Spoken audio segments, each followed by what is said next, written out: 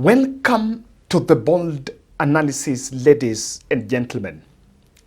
ODM members of parliament under the dual, which is an umbrella that brings together dual MPs, are feeling the pressure on accountability over the murder of Albert Ojwang, as yet another youth from Homa Bay is shot in the neck. And in a stormy statement that has been released by Gladys Wanga, it is really telling the pressure within. And in a brutal letter from Gladys Wanga, things are falling apart because coincidentally, the letter is coming a day after Wanga's husband was demoted or rather dismissed from a state job. Welcome to The Bold. Thank you very much for supporting this podcast. But before that, I would want to apprise you of you asking you to help us respond to this distress call. We are supporting this boy here called Steve. Steve, you are seeing here. On the other side, you can see the photo. This is the photo of the mother. We helped the mother in March, but unfortunately, I received a call last week when we were in Kakamega, and it was Steve who called me. And what happened is what we established is the mother actually died. So Mama Steve died, Eunice, but 2 days later, Steve got stroke. Huku beba. Huku huwezi beba. Ukijaribu kuinua what do you feel? Ndio tu litaka. Litaka hata kwa. Basi nikijaribu kubeba siwezi. You feel pain, no? Basi mtu akijaribu kubeba kuinua. Ananua tu. Okay. So if I understand, mguu huwezi inua hivi. You as a person when you huwezi inua, but someone can lift it.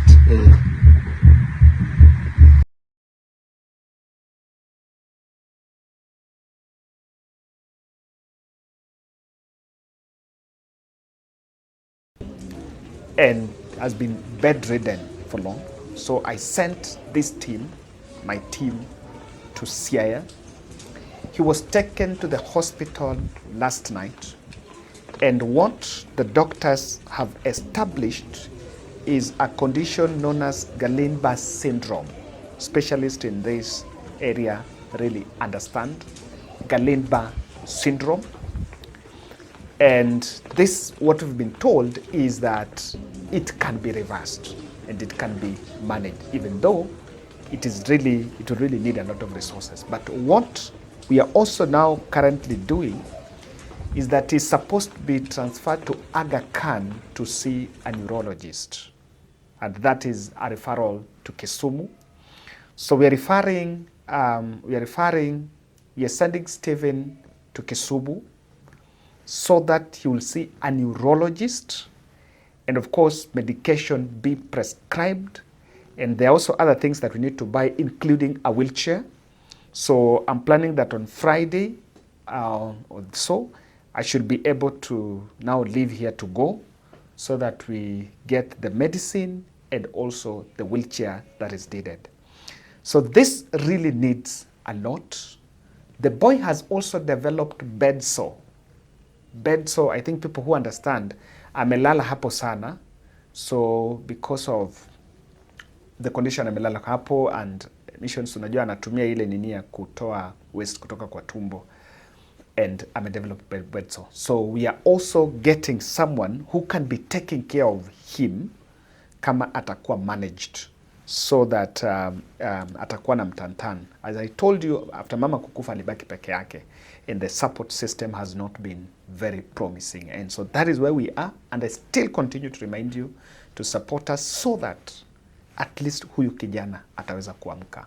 We are pursuing both the hospital and the other contemporary conventional treatment so that we can make sure that he's back to his feet. And thank you very much, and kindly support. We're doing 100 Mob Challenge, and I believe, thank you for those who've really responded on this. I think the deficit is around now 94,000 or so. Ladies and gentlemen, yesterday, the ODM Party Executive Director Odour under the umbrella of political detainees. This umbrella of political detainees is normally patroned by none other than Raila Odinga. When the protests were going on in Nairobi, they issued a press briefing on the spate of extrajudicial killings. And they were telling the administration that if things continue, they will also join the children in the protests. I looked at this press briefing, and that was the executive director of Odour. I saw him there, in fact, with Gintobo Manyar and others. But I still believe that ODM ED issuing a press briefing on that, and if you listen to his speech, he was very strong about it, was a very clear signal that within ODM ranks, note that all of them are actually in this issue of supporting President Ruto on this, just on as things continue. Not realize that on June 25th, actually, the government was overrun. When you breach parliament, that is an arm of government. The legislature was gone. Supreme Court was overrun. That is the judiciary. Kasongo was forced to dissolve his cabinet, which means the executive was overrun. That is historic.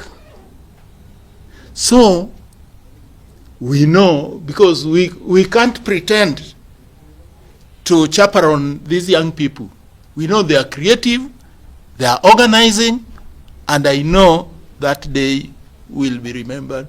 And without fear of contradiction, these and other former political prisoners are 100% behind these young people. Now, when it comes to the issue of compensation, you know, you can't put a price on life. It's impossible. So the first thing is that these things should never happen in our country. No life should be lost in this manner. People should not disappear from the face of the earth without people knowing where they are gone. That's prime.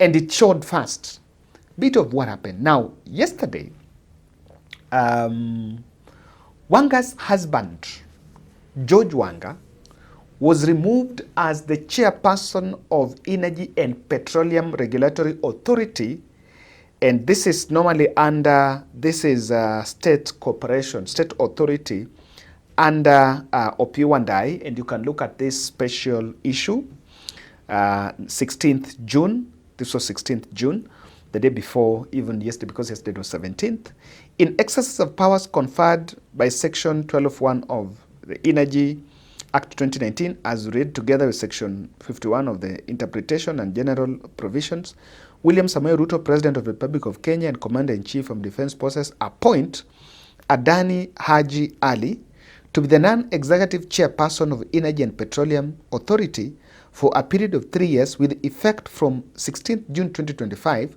The appointment of George Wanga is revoked. Why? And that, it is not a coincidence that a day after, on 16th that happened, 16th was on Sunday. The Gazette noticed 16th? 16th today is Wednesday, so 16th on Monday. Now today on Wednesday, a day after protest, Governor Wanga, who is also the chairperson of ODM party, and And of course, he has issued has issued another press briefing, another press statement. Rather, yes, he's showing us on his capacity, on her capacity as the Homa Bay governor. But that does not negate the fact that she's also the chairperson of ODM party. So look at Governor Wanga's press statement. Today, we stand united, and he's saying we stand united, in grief and outrage as our nation confronts a wave of police brutality, impunity, extrajudicial killing, the tragic killing of our son Albert Ojwang in police custody has shaken our collective national conscience. Yet, as we mourn Albert, another family in Beta is shattered by the death of Calvin's Omundi Onditi, a 36-year-old fisherman who allegedly hanged himself with his trousers at Kipasi police station, police post Beta. Can someone hang himself with his trousers inside a police station? The post-mortem at the Homa Bay County Referral Hospital will reveal the truth. And that means they don't trust it. It's not true. Yesterday in Nairobi, Philip Okech was shot during protest against these very killings. We watched a video of an armed young man selling masks shot at point-blank range by a masked police officer. This chilling act captured on video underscores the brazen police brutality. Today, Gabriel Mwita Chacha, a 34-year-old, has been brought to the county referral hospital with life-threatening injuries arising from police beating in Ringiti Island. Enough is enough. The perpetrators of this extrajudicial killing must face the full force of the law. The Kenya Police Service must carry their own cross. We condemn these atrocities and demand accountability, the immediate prosecution of all officers involved, including DIG Lagat and those bearing command responsibility. Committed to the 10-point agenda, the ODM UDA agreement explicitly exhibits extrajudicial killing. We are holding the broad-based government to this commitment. Our support for the broad-based government does not extend to extrajudicial and police brutality. We draw the line on extrajudicial executions. Illegal and unconstitutional repression is not part of the agreement. For the first time, Wanga has spoken the Sifuna language. For the first time, Wanga has joined Edwin Sifuna in saying that extrajudicial killing was not part of that agreement. And that is why I'm telling you, yes, Wanga has issued that press briefing from the office of the governor. But the tone of that press statement is very clear on in whose capacity Wanga was writing that letter. That letter is a protest letter on many grounds. Number one, I also must acknowledge that the fact that Bwana Mivutwa pia imeleta hii. Lakini, what has triggered all that? There is a clique of ODM party that are seeing danger lying ahead. And I'll show you the danger that they are seeing. I saw that letter. In this podcast for the last 2 days, I cautioned ODM and to be specific, the Luo MPs and leaders who sycophantically, with sycophancy, with the untamed sycophancy, saw comfort in pacifying the ground after someone was killed. And I said it was betrayal of the highest order, since the Luo nation had also suffered such brutality. The fake narrative that was planted that someone killed a Luo to stoke anti-Ruto rage was a fake narrative.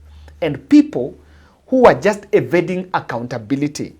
And to be specific, the Nairobi Kileleshwa MC Robert Alai and blogger Gordon Opio were the ones that were running this. And in fact, if they were going their Facebook pages telling people that Onagi, this is not our war. You know, we must have these conversations because that is what is going to change. We must have that conversation and it must be raw as it is. That is why we keep it real.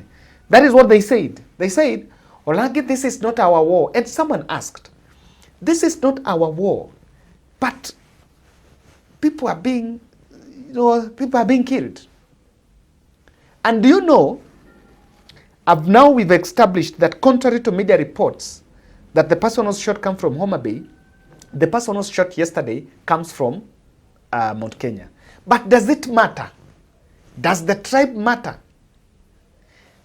The people that were saying, oh, it is Kikuyu who killed, I don't know, those characters, does it now matter where someone comes from? Police atrocities do not know the tribe. When you look at the video of that police officer pushing and shooting Boniface, did he even take a minute to ask him, what is your name? Did he? He didn't. Brazen. And of course we pray that contrary to reports that he died, he didn't die, he's fighting for his life. And he's in a critical condition in Kenyatta Hospital. We pray that God rise and give him life yet again. We cannot afford to lose another life. I've seen the father talking here. Ninaitwa Jona Kariuki Nyambura na kijana mwenye alipigwa risasi ni wangu, aitwa Boniface Mwangi Kariuki, na anafanyaga kazi ya hawking. Sasa alikuwa anauza mask na mimi ni hawking. Sema nimemlea kwa shida sana, lakini sasa niko na usuni kulingana na sasa mahali yako, lakini si mbaya sana. Tutaopa bado atakuwa poa.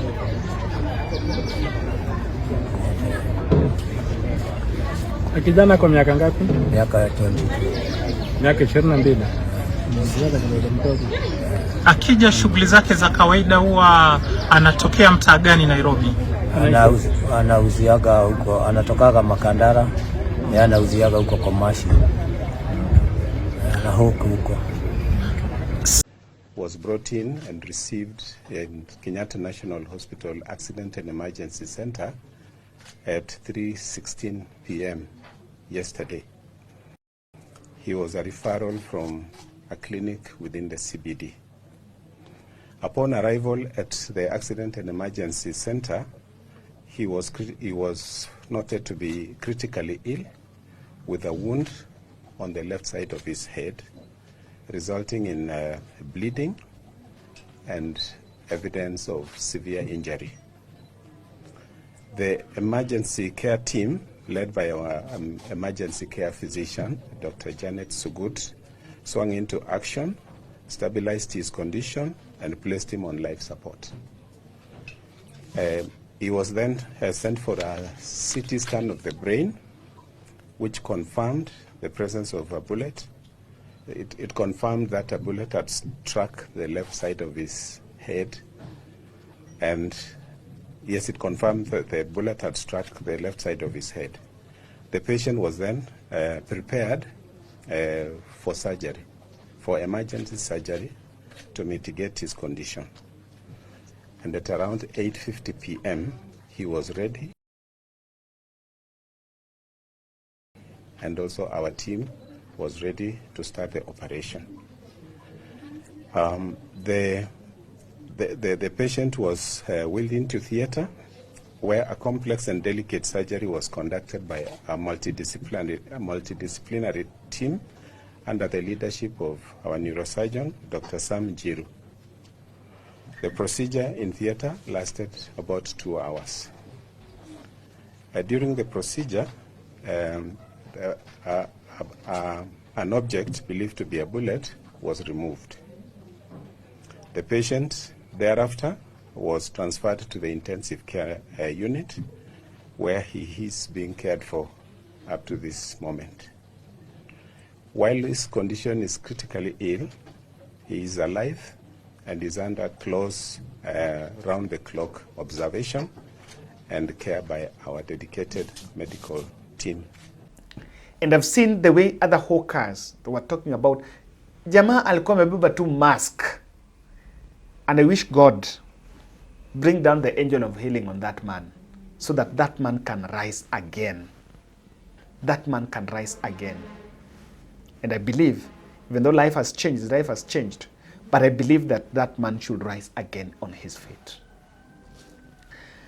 After engaging the status PR, and I can tell you I've established reliably, Raila Odinga did not send 1 million to be given to Albert's father.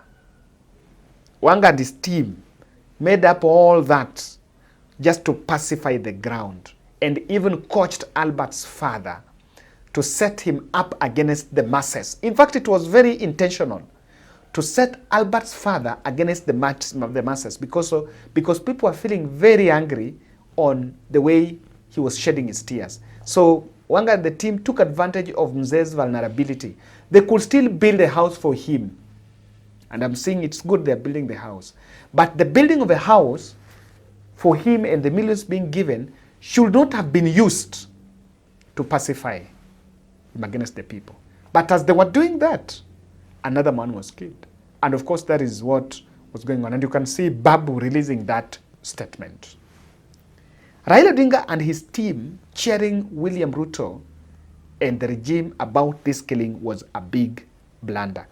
Do you know that a tribal card was even put, and in Uasin Gishu, a protest was even organized by some people allegedly saying they are standing in solidarity with Lagat?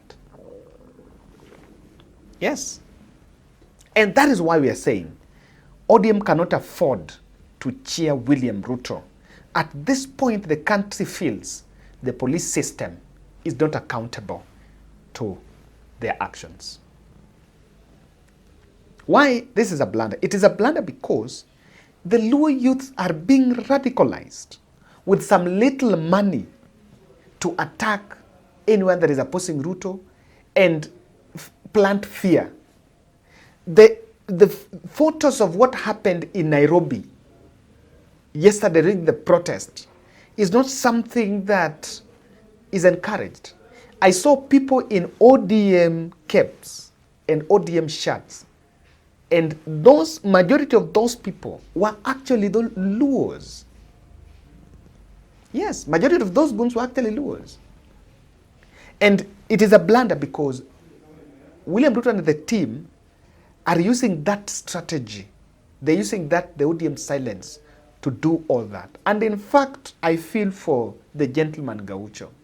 I wish he should go and spend 2 minutes with Orengo and listen to what Orengo said in 2017, that government eats its own people. They will eat Gaucho. They will eat that Gaucho. And in fact, that is so. At the time the country is asking questions, and they're not asking because of tribe. They're not asking because Ojwang second, Albert second, them with Ojwang. They're asking because something has happened and it is a police issue. Secondly, ODM must smell the coffee because the police killings are uniting the country beyond those tribes. Yes. Are we protesting because Albert is a Luo? No. We are protesting because a man has been killed under police custody. As to whether that man is a Borana, a guy from Mandera, a Kikuyu, a Luo, a Jem, even if that man would have been a Kalenjin, tungeuliza maswali. I can tell you. Yes. And that is it. So ODM are really feeling it. And in fact, do you know Ruto is using their position, the temporary broad-based comfort, to stock what can say ethnic animosity? The bloggers who are saying that, you know, those who killed Albert are intruders out of the system that were planted so that, I don't know, tribe A and tribe C can be enemies. Come on. Someone has died. It doesn't matter. It doesn't matter who the killer is. The person has died. His right to life has been cut short. Nothing else can come primary to that. And they're using all that too. And let me tell you, the narrative of intruders got in to kill Albert or even to kill this gentleman is a narrative to protect justice, not to protect, to shield justice from prevailing. Accountability. And that is why I agree with ODM demanding for Lagat also accountability. I think the other issue is the Raila team are also facing real backlash from grassroots. I've been saying, yes, enda crew burial ya Albert. Let ODM team waende huko tuone. They will face real backlash. You know, you will get temporary comfort, and the president keeps on saying about houses. Sure. Those houses, they only make sense when we are all alive. Kama tuko alive. Can you go to Albert's father and tell Albert's father, wipe your tears, you know, we have affordable housing? Can you? Can you? I think, lastly, the international community are watching, and ODM is also seeing themselves being at the periphery. They are also losing a lot on donor support. Because, by the way, on extrajudicial killings, so many organizations fear that space. So many organizations don't want that space. So many organizations are into the protection of human rights.